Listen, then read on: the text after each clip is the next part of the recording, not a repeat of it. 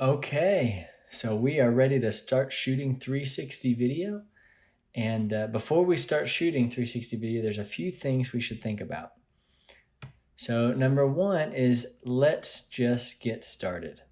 I'd say shoot your own space if at all possible. If that's might be your home right now, as a lot of people around the world are in quarantine, it might be um, home office or something like that. But uh, just shoot your own space. I would say just do it. Regardless of what your house looks like, don't go picking up for 2 hours and procrastinating.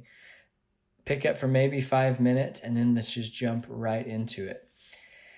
Whatever you want, whatever you do not want to do your initial test run of this on a client's house, on a listing. That probably goes without saying, but you want to have some reps under your belt. And I would say including all the way up to publishing to YouTube, getting the YouTube link, and sending the YouTube link. Let's do the process all the way through. There's the content part. What are we going to say in these videos? And then there's the technical part. How do we actually do all these things? And what we're trying to do with this up and running 360 Let's Go series is close all those knowledge gaps, help you to see from A to Z how to get this stuff working, how to get it shot, edited online, and sent to a client.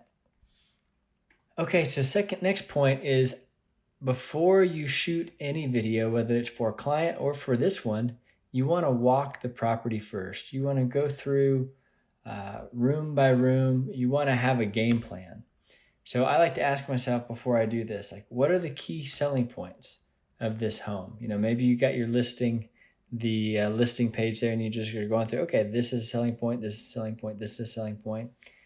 I like to think about, where and how I'm going to start. So the two places you can kind of fumble up on your words a lot of times are the intro and the outro, how you start and how you end. And I like to script that out kind of in my mind. This is how I'm going to start. Hey, this is MJ, da, da, da, da. This is how I end. If you have any questions, please reach out and call. Here's my contact info. But just having that kind of pre-scripted is helpful.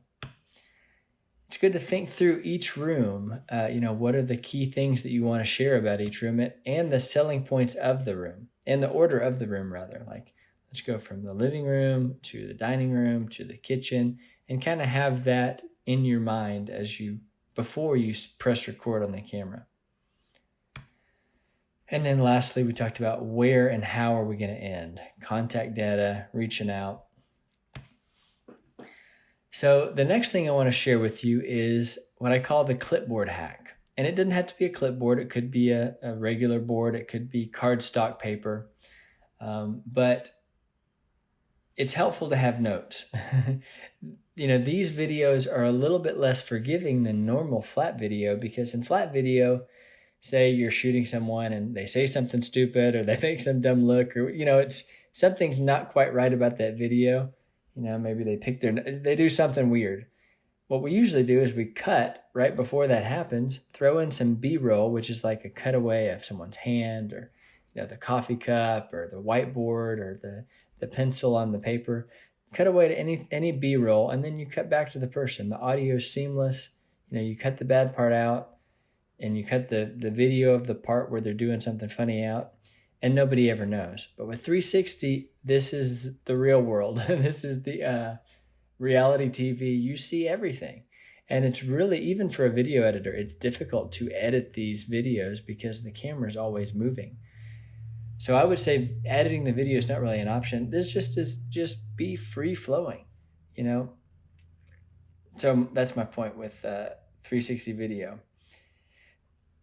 It's less forgiving. 360 video is less forgiving, so it kind of helps to have some notes. At least I find it's helpful to have some notes. I've done as many as 10 takes on these before because I like to have things perfect, but having some notes are nice. I think the best thing to do is print out the listing page that has all the information, all the stats and specs on this particular home, and then just make your notes directly on that page. You can print it on cardstock and use that instead of the clipboard hack, or the clipboard hack is like this. You just take a clipboard. This one's a little bit This one sticks out a little bit. It's got that little clamp that sticks out a little bit. So it would be a little bit visible from the 360 camera, but not that much. Really not that much. And it's better to have than not to have, I find, because I can just have notes and it helps lead me through. I don't have to remember everything. So how do you do this? This is just duct tape, taping it to the monopod. So when you're walking through the home, you're going to be holding this where the tripod edge is down here at the bottom. You're going to be holding that right down here. But on many cameras, this is going to all but disappear. You might be able to see a little bit of the sides of the top of the clipboard, but you're not going to notice it hardly at all. People are going to be looking around the room, using their gyroscope to look not at your hand, but at the room. And so this is just duct tape, a clipboard, and be sure to tape the corners of your page down. So you're going to want to tape, the page down here. If that page is flapping around as you're walking, that's not going to look good. That will be noticeable. So you want to make sure that's taped down. Now, if you had a piece of cardstock, you could just tape the cardstock down here. And it's the same thing. From the perspective of the camera up here, that is going to look like a thin line. You're not even hardly going to see it. This clipboard from the perspective of the camera looks like a straight line and a little nub sticking out here where this clipboard protrudes. Most clipboards, and the one I wish I had here and I would have taped down, are flat. There's a little clip part and it doesn't protrude hardly at all. Many clipboards are like that. Okay, the next point I would make is don't try to be perfect. Like I said in last point, it's hard to nail these exactly perfect. You're going to stumble over your words. Don't even worry about it. Just be yourself. And I'd say the last point is just be yourself, be real. If you stumble over your words, don't even worry about it. Just keep on going. And people, at the end of the day, you're selling yourself in this, and just be real, be relational, be friendly. People want to do business with people they like. And so I would focus way less on nailing the script perfectly executing it as if you're an actor or an anchor on a newscast.